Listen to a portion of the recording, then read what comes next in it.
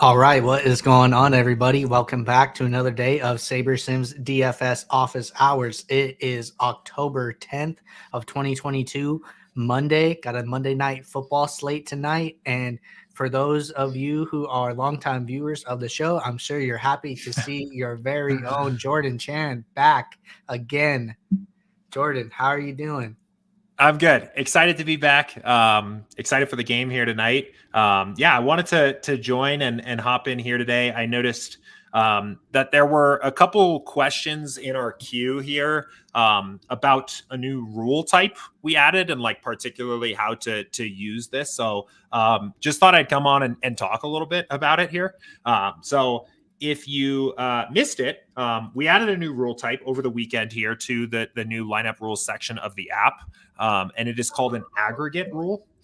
So what an aggregate rule basically does is it lets you, take the different metrics here that you might see on the home screen, like different player stats and different all kinds of different stuff in here, and then create rules about how much or how little those certain stats need to have in your lineup. So like a very basic one, and this is the one that just pops up by default, is you might say something like, the overall ownership projection sum of a lineup needs to be, 100 points or something like that, right?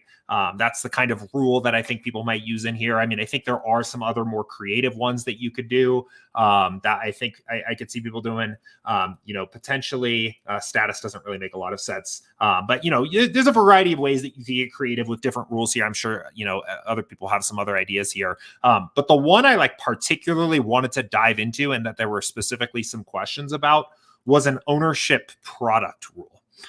There were some questions about how that might be used, when you might want to use that, why you might want to use that. So I just kind of wanted to do a whole quick little walk through on ownership product and what it's used for and how to use it within this new tool. So I'll just go ahead and just kind of walk through. So first of all, the reason why this is a thing, the reason why anybody's even going to worry about ownership product in general is mostly as a way to limit the number of dupes or to control the number of dupes they're going to get in their lineups in sports where that matters. So NFL Showdown is an example. MMA is a really good example, probably the best example of using this.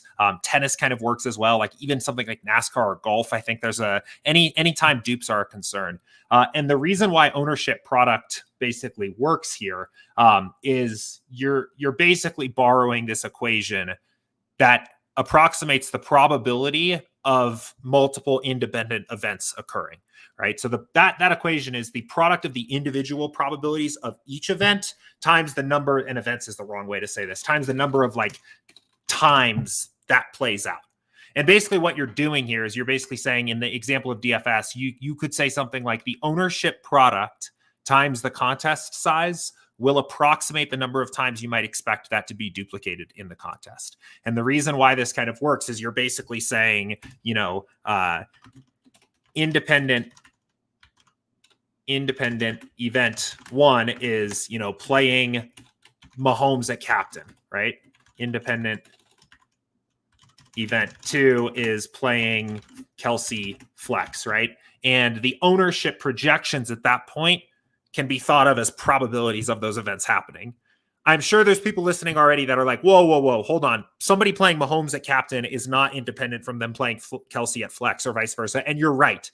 That is an assumption that we have to make this work, right? That's kind of why you have to accept the error in that to make this work. But for now, we're going to assume that they are, right? So that's the idea behind it, is basically you can say, ownership product times the number of people in the contest is going to approximate the number of dupes. So from there, you can kind of then flip this on its head here and basically say, what should my ownership product be to get my number of dupes to a certain contest size, or to get my number of dupes to a certain level for a given contest size, right? So you might say, for example, desired ownership product is, if I want one dupe, if I want my lineups to be duped one time each, I want a unique lineup, basically, and the contest is 15,000, right? This number will approximate the overall ownership, or this number is basically the ownership product you should be shooting for, right? So, Andrew, am I doing a decent job at this point here? Any questions that you have here? I wanted to start from like ground zero of this concept, and then we can talk more about practically how it actually, like, you might use it on Saber Sim. Yeah, no, I think your explanation so far is pretty good. I think it'll make a lot more sense for the people once you start like showing it in app. Okay. Yeah. So the one other thing, and then we'll get to the in app. So this is fine, right? Like we're at a good point here, right? This makes sense. The problem is that this number is going to be a very small number if you're using this number is just going to be very small, right? Like kind of unwieldy to use. It's not very easy to like enter into something. Whatever this actually is, one, in this particular example, 1 divided by 15,000, right, is 0.0000, then 6 repeating, right? Not very easy to enter in. So that is also why we added in this geometric mean, which is going to help us give us a better way of using that ownership product in a way that's a little bit more useful here. So the geometric mean is basically, it's an alternative average to something like the arithmetic mean, right? So an arithmetic mean, or what is traditionally called an average, is the sum of, for DFS purposes, all player ownership, right, in the lineup divided by number of players in the lineup, right? The geometric mean, and why we use the geometric mean in this situation, uses the ownership product as an input. So the geometric mean is the product. You have the equation underneath. Oh, I do.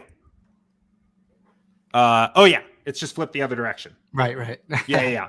So the geometric mean is the ownership product to the 1 divided by the number of players in the lineup power, right? And why this ends up being super useful is something that we can actually use here, is because our number ends up being a lot easier to write. So for example, this is our desired ownership product in this hypothetical example, right? Our geometric mean of this number would be this to the 1 divided by 6. There are 6 players in a DFS Showdown lineup power, which means our geometric mean here is 20.1, right? Keeping in mind here, Saber Sim, I'm doing this calculation using the percentages, 20%. Saber Sim's using the actual numbers here. So to kind of sum up what we have done here, what we have essentially calculated is we have calculated what is our maximum geometric mean of a lineup for a contest that has 15,000 entries in it, for which we want to play lineups that are likely to be unique, right? So that is essentially what we have actually done. So Jordan, I think what would be helpful is like if we took one scenario and then showed how to plug in product and then showed how to plug in geometric and just kind of show like what the differences are. It sounds like we want to encourage people to use geometric because it's a little bit simpler, like to the eye. But I think like if we just kind of gave that overview like one time, I think that would help a lot of people. We could always reference this video for the difference in how the two work. Yep. So let's do an example here. So we'll do an actual example for tonight's slate. We'll run a couple builds, and then I want to make sure I come back to talking about like where to be cautious of this. And before we even jump in, I want to preface this by saying this falls very much under the category of you do not have to do this by any means. This is not like necessary to be successful playing Showdown or MMA. This is more of an advanced strategy, and this is also not perfect in and of itself. There are problems with this approach that I'll talk about here in a second. But let's just hypothetically say that you are playing the Millie Maker for tonight. That has 176,400 entries, and you want to make sure each of your lineups is duped 5 or less times, right? So let's actually go in. Did I delete that? I did delete it. That's okay. So we can use basically this kind of equation here to calculate out what that geometric mean is. So we'll fill this in, and we'll basically say we want 5 max dupes in a contest that has 176,400 people in it, right? And we're going to take that to the 1 divided by 6 power, because again, a DraftKings Showdown lineup has 6 players in it, right? So we can actually then calculate that and do it here.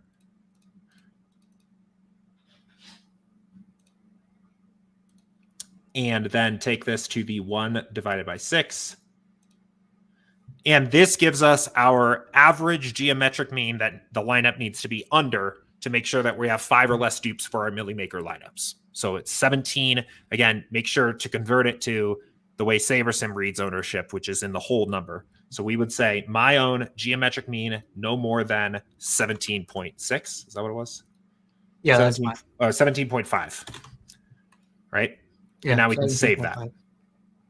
So now let's actually run the build, right? So what we're going to do is basically based on this equation, we're going to build lineups that are going to be duplicated in theory, or with an expectation of being duplicated 5 or less times in the pool. And let's actually like run this and just kind of see what we get. So building the suspense. Yeah. Okay. So what do we get here, right? Like what comes out of this on the other side? As you might have been able to guess, we are getting lineups that have very low ownership captains, right? Probably often, if we are playing a lineup with a higher owned captain, probably like multiple or otherwise very low owned players in there, right? And that might be fine. Like maybe you're okay with that. We have basically asked Saber Sim using this calculation to build lineups that are going to have 5 or less dupes in the milli, which is a huge contest, right? Like these lineups look the way we would probably have expected them to, based on that calculation. They are not at this point sim optimals. They are sim optimals that have been kind of adjusted to fit this geometric mean calculation that we have requested here.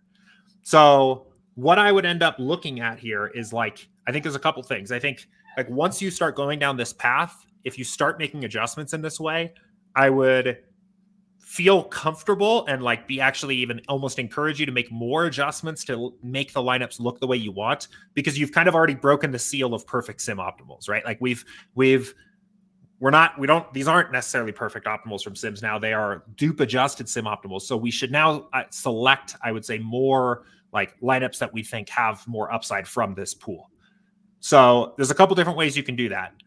What I have been experimenting with doing this here is limiting my player pool a little bit to try to force the builder to find better overall quality lineups while also still being under that dupe threshold.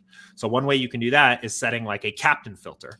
So maybe you go in here and say, what is the lowest projected captain that I'm actually comfortable playing with? And maybe it's Waller at 16 points, right? We can set a filter here and say, only use captains above the 16-point threshold.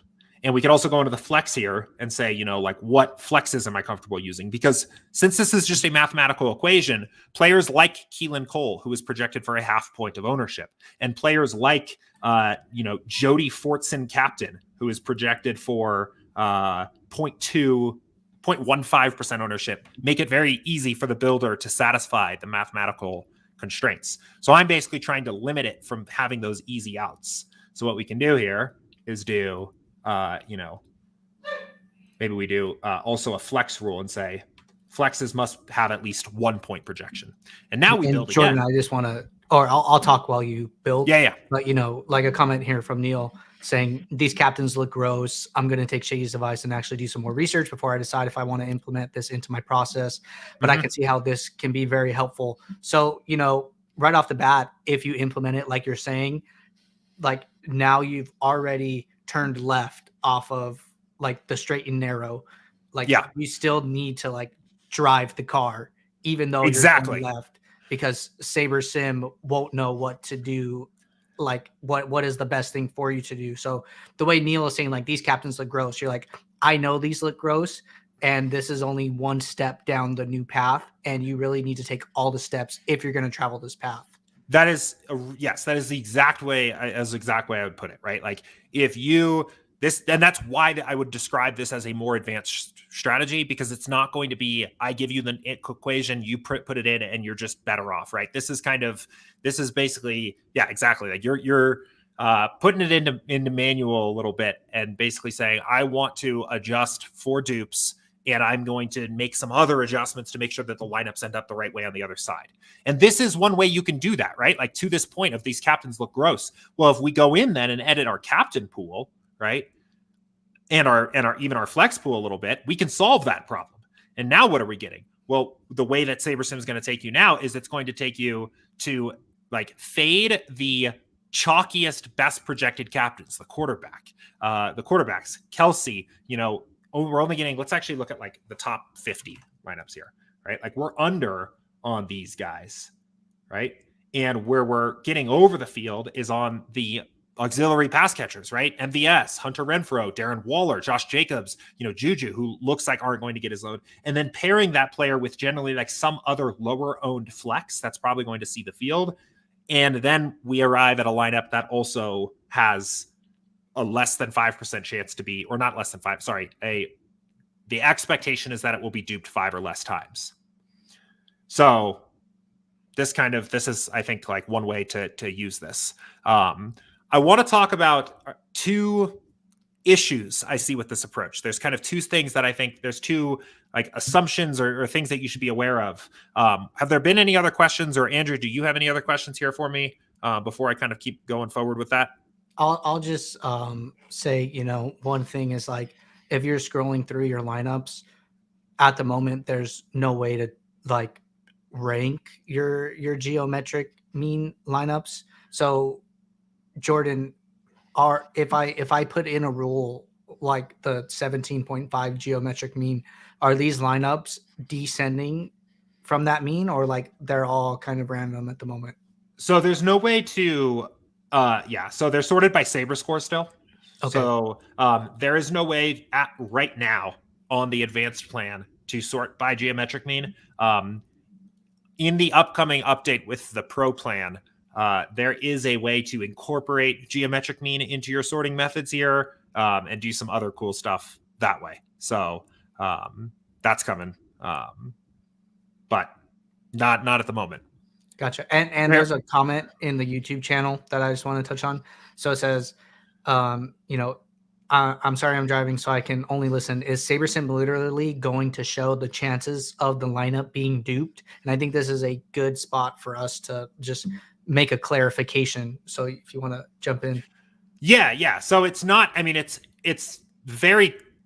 not going to show that or calculate the number of dupes.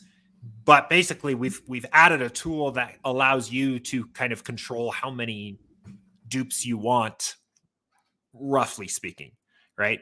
Like you can. This is one equation that can approximate number of dupes, right? And you now have the ability to set this ahead of time to make sure that your lineups are all under a certain threshold. And I mean, the one thing I should like clarify and be very explicit about here is that this is an approximation, right? This is just a basic formula that you can use to roughly estimate chances of being duped. This is not the end all be all of dupe approximation. This is not the best possible way you could do this. There are more sophisticated methods, but this is like a decent way of using ownership product to avoid dupes potentially. So. Right. Just a clarification I wanted the people to hear. Yeah. So I want to talk a little bit about a couple things to just be aware of, reasons why that you should be approached with caution here. And also then kind of what I think is the best way to actually do this. So the first, and I hinted at it before, is that this whole system is based on the equation for assessing the probability of a bunch of independent events of happening. So in this case, we're treating somebody using Mahomes at their captain and using Kelsey in their flex as independent, that one does not affect the other, which is definitely not true, right? Somebody playing Mahomes in their captain spot is much more likely to use Kelsey as a flex, or they're somewhat more likely, right? It's not independent. So it's a correlation agnostic equation. Exactly. We're assuming that it is all perfectly uncorrelated. The other thing is that there are like human psychology elements at play here, right? If you followed this equation through, you would probably find that there's some 33,000 total salary that's likely to have like 25 dupes purely based on this equation. People are not likely to play salaries that low. So that lineup is probably going to be duped far less than this equation would imply. The correlation component, that is why at the start of this, when I started talking, I mentioned MMA is like the best example for this, because in MMA, since the players are uncorrelated with each other, at least assuming that they're not in the same fight, generally people using those players in their lineups is also more or less correlated. So this equation actually gets better for sports like MMA, golf, tennis, NASCAR, where using one player in a lineup is less likely to affect somebody to use another player in their lineup. So be aware of that, right? That is a limitation of this. That is a source of error for going through this route. The other one, and probably the more like interesting question here, is, and this is basically the one where there's been like a ton of debate on Twitter for the past 2 weeks about, like, limiting your dupes is not necessarily making you build better lineups in a vacuum, right? A lineup that has 5 dupes is not like 100% of the time inherently better than a lineup that has 10 dupes, because there needs to be some part of the calculation needs to be how likely is that lineup to win, right? Like if that lineup that has 10 dupes is far and away more likely to win than a lineup that has 5, then maybe the lineup that has 10 dupes is actually a higher expected value lineup. Handicapping your builds like this and basically saying just hard capping your geometric mean of a lineup is a really blunt tool that doesn't necessarily mean that the lineups you're getting on the other side are better. What I would do, the best way I think I would actually end up doing this, is instead of trying to use this as a tool to get 100% unique lineups, I think this is best used as a way to filter out your extremely chalky, heavily duped builds. So coming back to our equation here, instead of even saying I want 5 or less dupes in the Milli Maker, I think a better way of using this would be, say I want 20 or less dupes in the Milli Maker, or 25 or less dupes in the Milli Maker, right? Where we're not saying this is the only thing I am doing to try to get unique lineups, and I'm putting this rule in and printing, and I'm going on my way. This is more like, I don't want to play a lineup that's going to be duped 500 times, right? Because those are the ones where your EV craters and you have like really bad looking lineups. So if we come back here and run this again, right, what we can do is instead say, let's say 20 dupes, right? And it's 176,000. We're going back and doing this equation one more time through.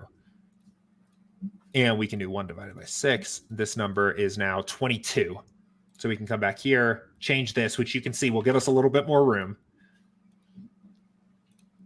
And what we'll see is that our lineups on the other side are likely to look a little bit better. They're less brute forcing trying to get unique lineups at all costs through this formula, and instead just chopping off the very top end of like what are going to be the lineups that are going to be duped a ton based on ownership product. And we should end up with a better outcome on the other side. And you'll see they're still going to probably take advantage of some lower owned punt type plays. They're still going to take advantage of some just lower owned captains in general, but it's less, Jody Fortson, Noah Gray captain, less like 3 guys, less lineups where you're playing, 3 guys all projected less for under a point and things like that. So it sounds like, what you're kind of suggesting is like, don't use this as like a way to get what you want. Use it as a way to avoid getting what you don't want. Yep. And use it as like a guardrail in a sense. That is, yep. And that's exactly what, I think that's well said. That's really well said. And I think that's probably the best way of doing it, is getting rid of those lineups in your pool that are going to be duped a ton, because nobody wants that, right? Like, I think there is maybe a little bit of an obsession with getting totally unique lineups lately, like in the DFS industry. But the ones you really don't want are the lineups that are duped hundreds of times, 500 times, 100 times, like, 1,000 times. I think sometimes on some of these slates, you can get that in the really large field stuff. So chopping those off the top, I think, can help a lot. And that's how I'd recommend going about this. And then the other thing to remember is just remembering the assumption of why this formula works and what it doesn't do very well, right? Like, your lineups may assume that combinations of Mahomes plus Kelsey are less likely to be duped than they actually are, because people are going to play those 2 players together frequently, right? So, this is just as an example, right? This is a lineup that actually might end up being duped more than we estimate, because it is a 3-3, which is a popular build. It is a Chiefs captain with Mahomes in the lineup, and then another Chiefs player. And then it is 2 Raiders pass catchers with Carr, right? This is and it is 49.6 salary. So this, based on the ownership product calculation, this is going to be duped less than 5 times, mostly because of MVS and Sky Moore. But based on what we kind of know, based on our intuition, this might end up coming in 10 dupes or something like that, or more. And the opposite is true too, so But I wonder if there's like some other lineup in here. Here's one that maybe is less likely to be duped because it has a Chiefs captain plus Raiders defense plus Mahomes. So Jordan, a couple questions that yeah. I think will be useful for everybody. So can you give us a quick overview of how to set a product ownership rule in the app? And then my next question is, if somebody doesn't know how to set a geometric mean, do we have like a resource in like our sport docs that like kind of has this equation where they can learn like a little bit about it, or like what you're showing on the screen in like a help doc? So like, okay, if I wanted to mess with this is how I would go about doing it, because I don't think like geometric mean in and of itself is like the most self-explainable thing in the app. Yeah. It's not, there's no help docs at the moment. I can look at like getting an article posted there, just so we have this record. I would say, yeah, I mean, like take your screenshot, right? If you're watching along and you want to save it. We used to have the greatest hits, right? Yeah. Like that's actually not a bad idea. Hits. Yeah. And review this often. I think, I did this for a couple showdowns this weekend. And I think once you get the, why this works, right? Once you get what the equation actually is, it's a little bit easier to remember. But yeah, I mean, again, kind of like just like, we'll do it one more time so I can kind of walk through it. It's an aggregate rule is what we're calling it, right? And what you would want to do in this case is you would set your ownership geometric mean of the lineup to a maximum of what you calculate based on the contest that you're playing and the number of dupes you want. So it is always dupes over contest size to the 1 over the number of players in the lineup power. So it's generally 6. This is almost, this for NFL Showdown, this is always 6. So you could do this for anything. If you were playing, you could do this for small field, right? Like let's say you're playing the, I know there's a $2.20 max that has 6,000 entrants. I think that's actually a pretty fun contest to play. And you could do in that one, maybe you say, I do want a unique lineup. So you could do 5 divided by 6. I think it's actually 59.45, something like that, to the 1 divided by 6 power, right? So, or let's actually do 1 here. So you could do 1 divided by 59.45 to the 1 over 6, right? So you can see in this case, and it kind of actually will also kind of, start to teach you how hard it is to get unique in different sized contests, right? Like to get a unique lineup in the 20 max, the $2.20 max, the 59,000 or 5,900 entrant contest requires a higher geometric mean than getting 20 uniques in the Milli Maker, right? You can kind of see how this starts to come together. So we could put that in, and then there's our rule. So, so I think like the way we've kind of, you specifically have like shown how to use this geometric mean with like, okay, pick a number that you're comfortable with, do this based on your contest size and kind of work backwards from that, right? I think we show like some ownership in the app, but I think like product ownership in and of itself is still like a little gray. Are we just like kind of saying geometric mean is better? Or do you have anything? I know you're like a Showdown grinder. When this question came in, I talked to Jordan, and Jordan is somebody who like plays all the Showdown. So he was like really excited to come on and talk to you guys about this. So this is why I'm kind of deferring these things to him, because this is his bread and butter. But, as far as like product ownership, do you have any rules of thumb or heuristics or numbers that like in your range that you like? Yeah, it's an interesting, that's a tough question. I would say, it depends. It depends a lot about how big the contest you're actually playing is. If you're playing really large field stuff, like if your contests have, I would say greater than 50,000 total lineups, right? Like the same way we think about the sliders here, right? Like if you're playing the largest field contest greater than 50,000, I would use this more as the way I described, where I'm trying instead to just limit lineups from getting a ton of dupes. So I would probably plug into my calculator, into my equation, like max dupes 20 or something like that. Then do the contest size, then calculate it out that way, and just mostly use it as a tool to get lineups that are not going to be super duped. If you're playing smaller field, if you're playing single entry, 3 max, if you're playing the smaller 20 max kinds of contests, anything I would say under that 50,000 total lineups or under especially like 10,000 total lineups, then I think this actually becomes an interesting or somewhat useful tool to actually try to get a unique build. Like if you're playing a single lineup or, I think that $2.20 max is a really good example of the contest I'm talking about. Then I think you could approach this instead and do something like this. So I think it depends a lot on the size of your contest. Either way, if you are uncomfortable with this completely, if you're like, man, I don't understand what this guy's saying, I'm lost, I don't know what's going on, I probably wouldn't even worry about this. This isn't a huge deal. I would instead use more of the heuristics of game script that I've talked about before as a way to get unique, right? Flip the script on its head, play, limit your player pool to less chalky captains, that kind of stuff. The stuff I've talked about on Office Hours a ton. If you are going to go down this route, or you're at least going to experiment with it, spend extra time studying the lineups on the other side and seeing if you need to make any other changes, right? If I did this, for example, for this very first build we did, I would look at this captain pool and be a little bit like, I don't know about that. I'm not sure if this is the way I want to tackle this slate. Top 5 captains: Noah Gray, Jody Fortson, Justin Watson, Brandon Bolden, Sky Moore, right? That's not.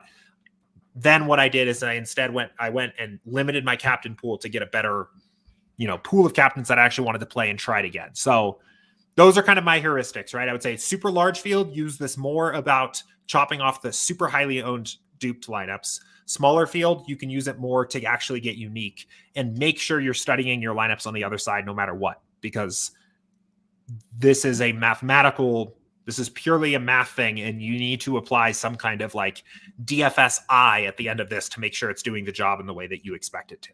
So,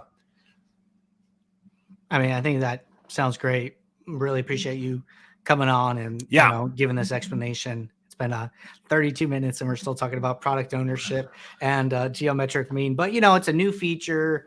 We really didn't release a lot of information with it. So I think this was really good to have you on and have this back and forth and kind of just explain what it is. Do you have to use it? Which is no, but how do you use it if you want to apply some of these more advanced strategies, and how do you apply it without making a turn for the worse with your lineups? Right. So, and if anyone has any questions for me on this, let me know, you can, at me in the Discord channel. I'm happy to try to answer some follow-up questions. I'm sure some people will catch the recording of this as well and have some questions for me. So, but anyway, good opportunity to try it out tonight. We have a good showdown game here. So, that's all I've got. So, all right, Jordan, we're going to get back to our regularly scheduled office hours. I know a lot of people tuned in to hear about the Max Challenge for this last week. So we'll let you go. Happy to have you stop by. You're welcome to stop by anytime. See you, everybody.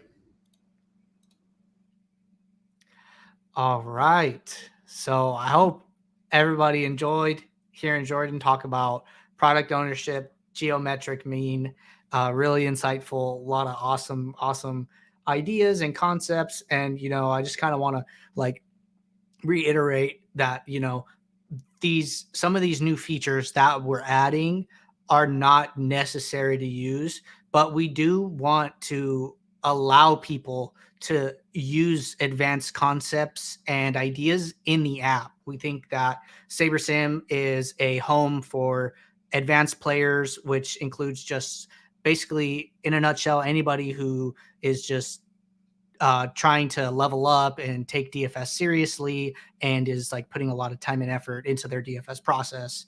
And, we want to give people the opportunities to do new things, learn new concepts, apply new features in the app. So this is just one of those things that we're adding. It's not necessary for anyone to use, but it's has some awesome potential.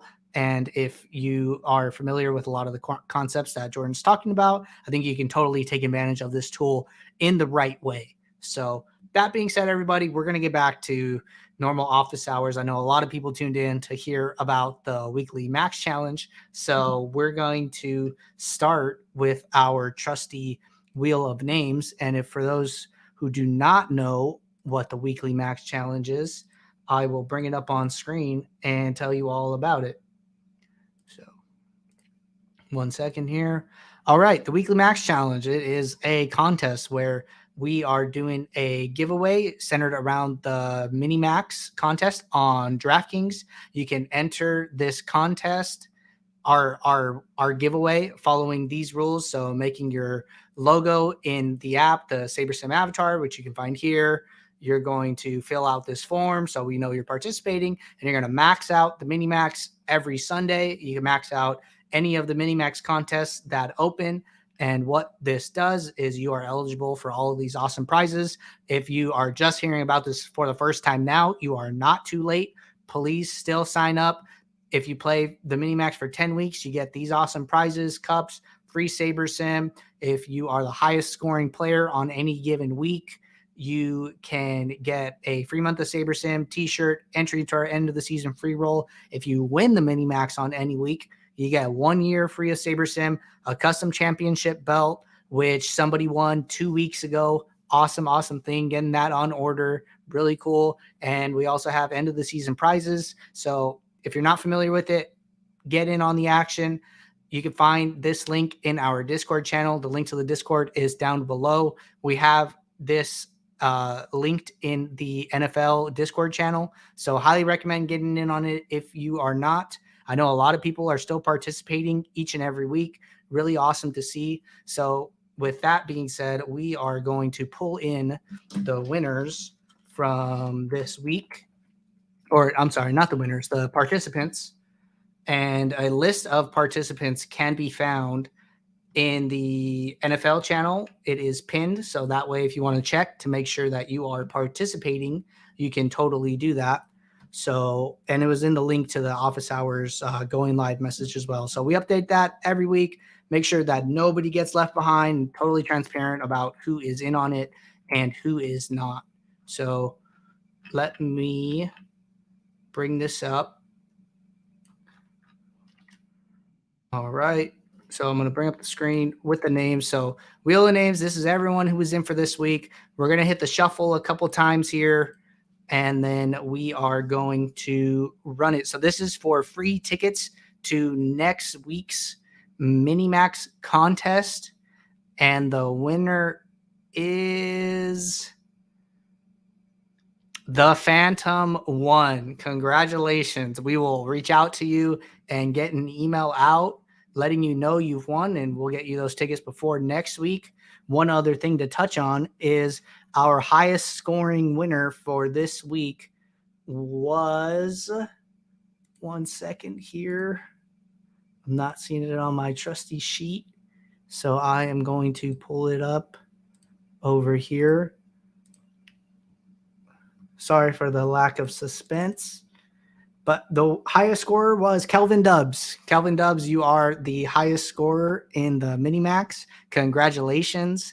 You will get these awesome prizes here. Top finisher, 1 free month, a t-shirt, and an entry into the end of the season free roll. We will reach out to you as well, Kelvin Dubs. Good job, and continue to participate. We hope to see another winner before the end of the season. So, all right, everybody. We had a lengthy conversation about product ownership, knocked out our max challenge stuff. Let's get into the rest of the questions here. And it looks like the next question we had that did not talk about product ownership. Oh, you know what? We have a couple housekeeping items to touch on before we get started. So I do want to touch on those. There were a couple questions that came in last week that I owed responses for. So somebody asked about, all the changes that we've been having in the app and, a potential summary of that. I think the best way to get information about things changing is in our Discord. There's a channel called Release Notes. Our development team sends all the notes about any and all updates. So like this rule aggregate for the geometric mean and product ownership came out over the weekend. Wasn't really a lot of talk about it, but if you're in the Discord and you were in you see the Release Notes channel, all of the changes are summarized in there. It's the best source of information straight from the people building the stuff. So would recommend checking that out. There was a question about if I were to do any back testing now that the builder has been updated. if I do any back testing on previous slates, is this now done with the new builder logic? The question is, the answer is yes. Any back testing is now done with the new builder logic. The logic that you used to do the building with at the time is overwritten now, and so it won't be the same as like when you built it. So one more housekeeping item there. And the last thing is that tomorrow at noon Eastern, we are having a special stream. Jordan is going to be interviewing a member of the community who is an NHL specialist. If you've been in the community for a little while now, you probably know the name Mr. Clean. And he will be on with Jordan tomorrow on a live stream to talk about NHL. So if you guys have any NHL specific questions, I would get them into the Office Hours channel now. I will skip most of them and let the two experts talk about it on tomorrow's stream. I don't know if Jordan will be happy with me calling him an expert, but nevertheless, Jordan and Mr. Clean will be on tomorrow to talk about those questions. So get them in now. I'll skip them and let them answer them for the most part, but just wanted to let you guys know, special stream tomorrow, be ready for it. So and you know, we'll send out notifications and all that good stuff. So all right, moving on and jumping into the questions from today. There was a question in the chat in Discord here from John. And John, I saw you had some success this weekend. Congratulations. I know you're in here asking questions all the time. So happy to hear that people in the community spending time, trying to learn, trying to get better, having good conversations in office hours and Discord are having success. So, all right, here we go. Will there ever be a way to compare the Saber score of different build types? Basically, I was wondering if there is a good way currently to see the different impact on quality of lineups you set different ownership products. So, John, Saber score is always standardized to 100. Every single build is treated differently because it's only comparing the lineups in that build to each other. There is no like metric we have for comparing lineups like across builds. They don't interact. So the answer to your question is no, you can't really like look at the Saber score from one lineup in one contest and then compare it to the Saber score of a lineup in a different contest, because those sim buckets are completely different and random and don't interact with each other. So, all right, looks like a follow-up to that question from John. And this says, was wondering if you have any info on this. I already reported it yesterday, by the way. Does the fill entries not save correctly if you fill after each build? Like I filled each contest after doing each build, but it looks like it only filled my last set of lineups properly. All my other contests reverted back to my filler lineup, even after previously filling them. So, John, happy to hear that you reported a problem on this. Not really sure what was going on there. What I can tell you is that, you know, if I don't have a build for this slate, so let's go back to maybe week 4. We can mess around here. Okay, boom. We have one for this. So, you know, I have some injuries here. So if we go into a build, we can act like we're filling it.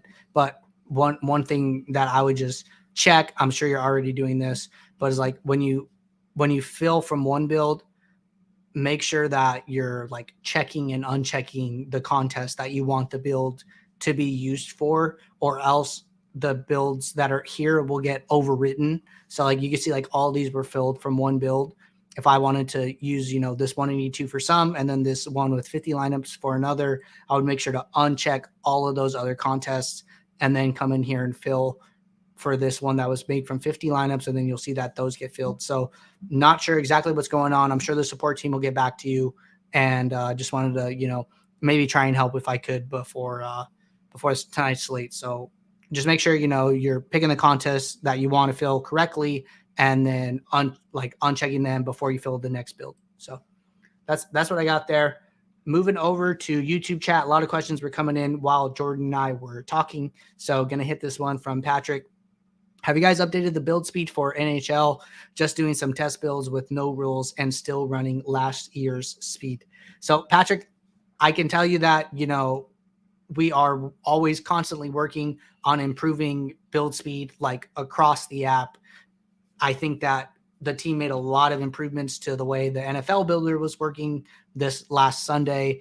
I am pretty sure that it is not sports specific as far as that goes. So I would check out, if you guys go to the settings and then you go to help here, Jordan released a really cool video this week talking about slow builds. So if you go up into those articles and then you go type in slow builds, you're going to get this how to fix a slow build. I think it's an awesome resource when you're having a lot of trouble with builds taking a long time. I would highly recommend watching this. It's a short video with some notes down at the bottom talking. It's a 3-minute video, gives you some step-by-step instructions how to fix some things. So really cool watch if you guys are having slow build issues. I would check that out.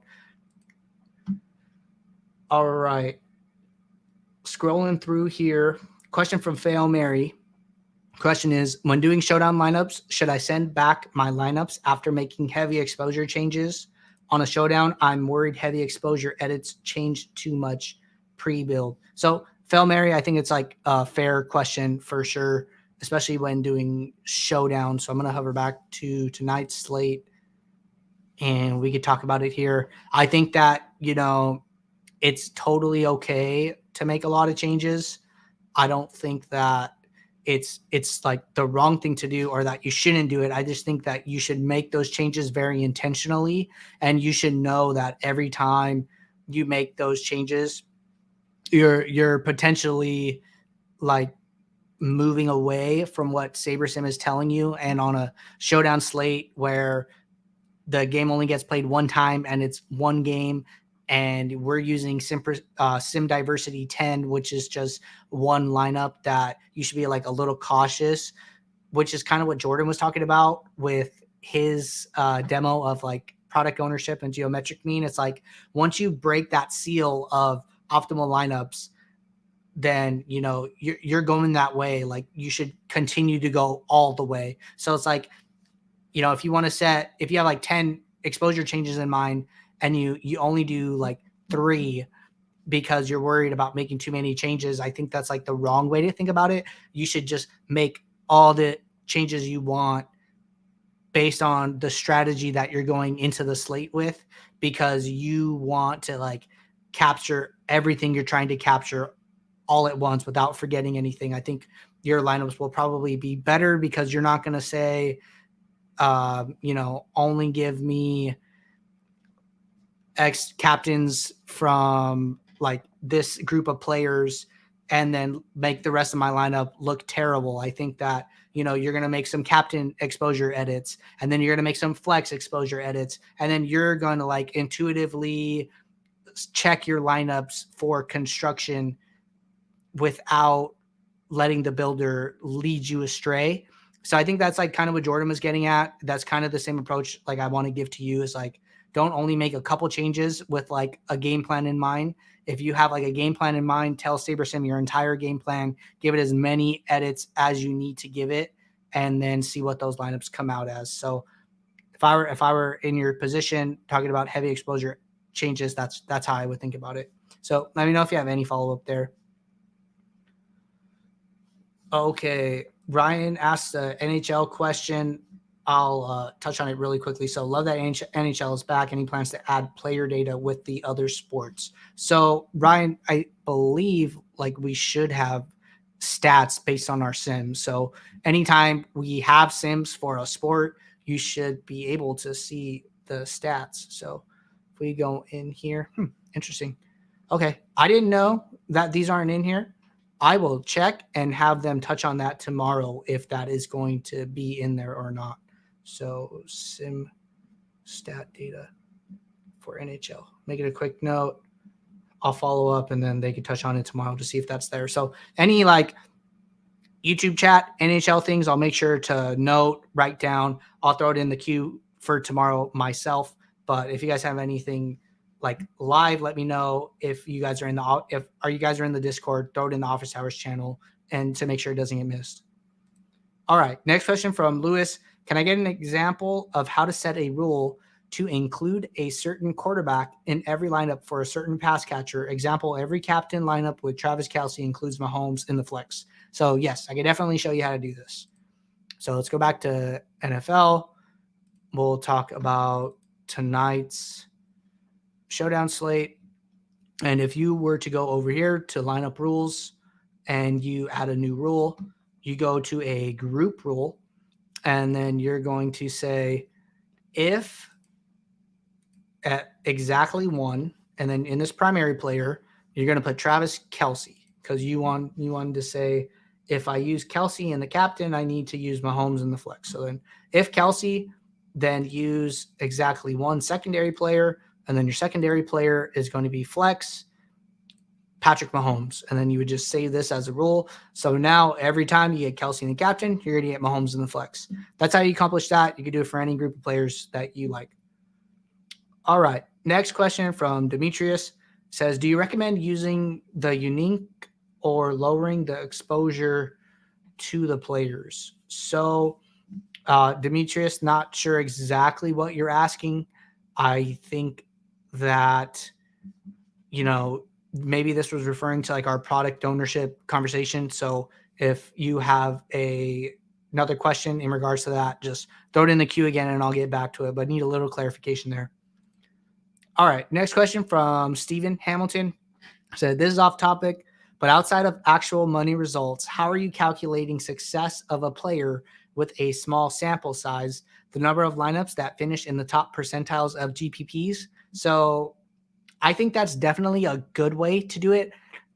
And what we're referring to for those who like aren't sure is like your top 1% equity. So essentially it's like for every 100 lineups you have, on average, you get one of those lineups in the top 100. So then what you can do, like tools like Roto Tracker do, and you could do this like manually if you wanted to. I wouldn't recommend it, but you could see how many of your entries are ending up in the top 1% of entries for a contest. So if it's a 1,000-player single entry, then you would be tracking how many times your lineup came in the top 10%. Or I'm sorry, not the top 10%, like the top 10 in the standings. And then that would be like 1% of 1,000 entries. So you can use tracking software to see how many times that event occurs. Ideally, you want it to occur more times than the average, and that'll kind of be like a signal that you're building good lineups and that those are like strong lineups, because the more entries you have in the top 1% of a contest, the more shots you have to like get those exponentially higher payouts, first places, being contests, etc. So I think that's definitely a good metric. That's something that I'll check from time to time in my own Roto Tracker. I'd say, you can't really go wrong with using top 1% equity as a starting point. So I'm definitely in agreement. You're on the right path there. Okay. Next question from Danny. And Danny said, any FanDuel thoughts on tonight's showdowns? Any tips for builds? Is it better to limit the MVP exposure? So, Danny, we could definitely talk about FanDuel a little bit. FanDuel is definitely a different game than DraftKings, just with like the MVPs not having the 1.5 salary multiplier. So, if I were building for FanDuel, I would say probably better not to get weird at like the MVP spot, just because it's so likely for one of these guys to be in the top, just because like their points are getting multiplied, but their salaries aren't getting multiplied to make them more expensive. So there's not that like offsetting factor. So, I think like even if we ran a build, right? Like it's highly likely we're packing in those projected points from the multiplier spot and trying to get different in our flex positions or with our construction of like our stack type, et cetera, something like that. So that's just like how I think about it off the bat. And we're kind of seeing that. I mean, we have 3 captains and they're 3 of the 4 highest salary players. So I don't think getting like weird at the MVP spot is like the best spot to get weird at. I think that you could do more in your roster construction in the flex or the like different type of stacks that you're using, like going like really heavy one way or something along those lines. So those are my tips for FanDuel. I don't play FanDuel too much. I know that some people like it. It's 5 spots compared to 6 at DraftKings, but nothing wrong with playing FanDuel, and so that's how I would try and think about it. All right. So, not seeing any more questions coming in, everybody. I know that Jordan and I potentially burned everyone out on the product ownership. Hope we didn't fry anyone's brains. Jordan was frying mine a little bit, but it was a good conversation nonetheless. So, if you guys have any last questions you guys want to get those in now. Happy to stick around and talk more about those things. So, just a quick reminder, special stream tomorrow, noon Eastern. NHL focused. We will still have office hours tomorrow at our regularly scheduled time. So it'll be a double stream. I know we don't have too many of those. So, me taking over the office hours for Jordan has freed Jordan up to do other things and just allow us to, as a team, to bring you guys more content. So happy about that development. Looking forward to the NHL season. I know a lot of people are. And with that being said, still nothing coming in. We'll be right back tomorrow for our regularly scheduled office hours. If you're playing the Showdown tonight, good luck, and I will see you guys then. So take care.